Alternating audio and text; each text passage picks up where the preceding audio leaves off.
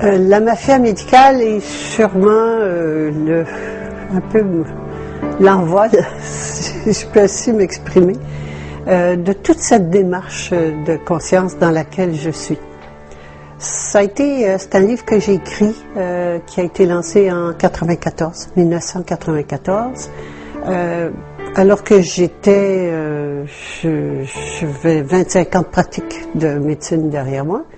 Et je l'ai écrit parce que ça m'a pris plusieurs années à mettre ensemble les différents morceaux, le puzzle médical du fonctionnement de la santé, ce qu'on appelle la santé. Réaliser que c'est pas de la santé, mais que c'est de la maladie. Et quand j'ai compris comment ça fonctionnait, je me suis dit, mais il faut que je le dise. Je ne peux pas ne pas le dire. Tout le monde trouve que le système fonctionne pas. Personne n'est content, les médecins, les patients, le gouvernement, pour différentes raisons. Personne n'est content et on continue à avancer dans ce système et personne ne semble comprendre. On a l'impression d'être sur un navire à la dérive. Capitaine, on ne sait pas trop qui c'est. Moi, j'ai senti d'écrire un livre et puis de dire comment ça fonctionne.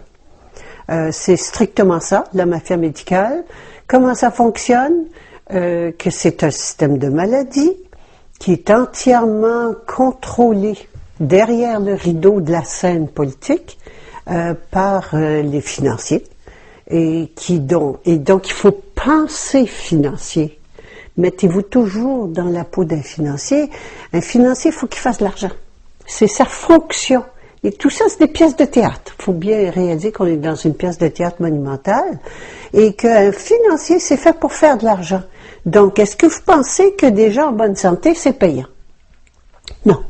Alors, il faut donc que les gens soient malades. S'ils sont malades, qu'on les rende plus malades, et s'ils ne sont pas encore malades, qu'on les rende malades.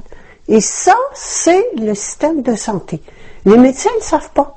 Les patients ne savent pas. Personne ne s'en rend compte. Mais c'est comme cela que ça fonctionne. Si vous allez un petit peu creuser, vous allez trouver, entre autres ici au Québec, c'est très intéressant, le système de santé depuis le début de l'assurance maladie est contrôlé par une seule personne qui s'appelle Claude Castonguay. Claude Castonguay, qui est-il? Un banquier et un assureur. Alors, c'est un banquier qui mène le système de santé. Alors, il était là au moment de l'instauration du système. Il était là au moment de la mise en place de l'assurance médicaments. C'était lui qui dirigeait la commission. Il était là encore tout dernièrement comme grand chef de la commission qui porte son nom, la commission Castonguay, où il ouvre la porte toute grande à la privatisation. Alors, il a fait le système public, il l'a défait pour que ça marche pas, pour le privatiser. Qu'est-ce qu'il y a derrière ça? Mais cherchez pas, il y a toujours de l'argent. Alors, qu'est-ce qu'on a fait? En faisant un système public, on a fait un monopole public. C'est ça qu'il faut comprendre. Comment ça marche? On a fait un monopole public, ce qui fait que tout le monde a dit « Oh, chic alors, tout le monde va pouvoir avoir accès aux soins de santé, c'est superbe. » Après, une fois que le monopole public est fait, vous faites le chaos, vous créez, vous coupez, comme ils ont fait, et vous coupez les subsides, les postes, vous coupez les budgets des hôpitaux, des services, et, pardon, et donc à ce moment-là, vous créez le chaos, et vous arrivez à la rescousse, vous amenez le sauveur, qui s'appelle la privatisation. Et la privatisation, c'est quoi? C'est l'établissement d'un monopole privé. Le monopole était déjà fait. Il suffisait de le privatiser. Alors que si en 70, Claude Castonguay avait proposé un monopole privé, la population aurait hurlé. Il fallait le faire progressivement. Et ça, tout est comme cela. Je vous dis celui-là, cet exemple, parce qu'on l'a en ce moment en pleine figure une fois de plus. Mais c'est la même chose. Donc, j'ai réalisé que le système médical était donc un système qui était un système de maladie et qui était fait pour rendre les gens malades. Bon, ceci étant dit, qu'est-ce qu'on fait? Qu'est-ce qu'on fait? Parce que moi, je suis une femme pratique. Je veux toujours savoir, il faut qu'il y ait une solution. OK, on voit le problème, on comprend comment ça se passe. Où est la solution? Et là, je me suis posé une question. Je me suis dit, c'est intéressant, on parle toujours du corps médical. Mais j'ai jamais entendu parler de l'âme médicale. Si un corps, il doit bien y avoir une âme. Ça va toujours de pair. Mais j'ai jamais entendu parler de l'âme médicale. Et qu'est-ce que c'est que l'âme médicale? Ben, l'âme médicale, c'est la raison d'être, l'essence du corps médical. Et qu'est-ce que c'est? Ben, c'est le malade. S'il n'y a pas de malade, il n'y a pas de système médical. Alors, pas d'âme, pas de corps. Le corps est toujours secondaire à l'âme. Et le corps manifeste l'état de conscience de l'âme.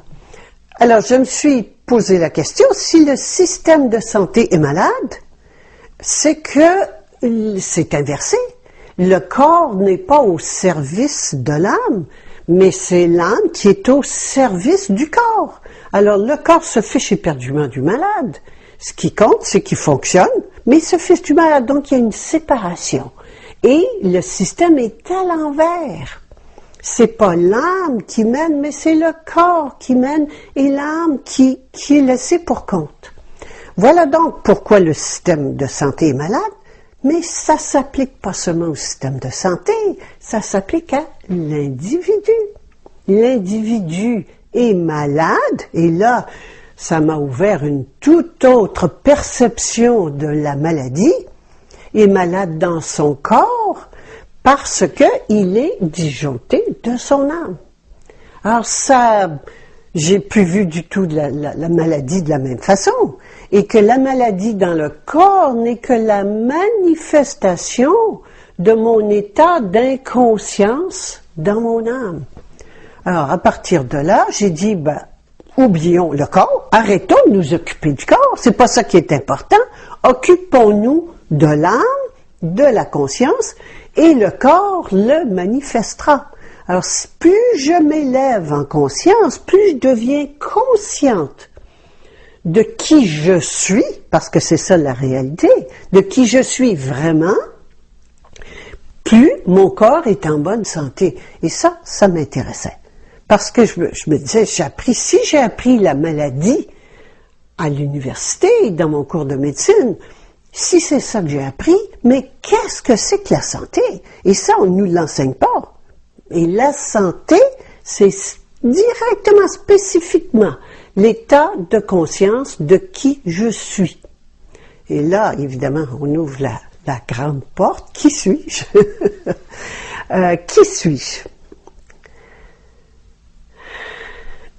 Je pense, depuis toujours et depuis des milliers d'années, quand je dis je parle en tant qu'individu, qu'être humain, l'être humain se prend pour une pauvre créature, impuissante, d'un créateur extérieur, quel qu'il soit. Ce créateur peut être par exemple les parents. Les parents nous créent. Ça peut être le bon Dieu. Le bon Dieu aussi nous crée.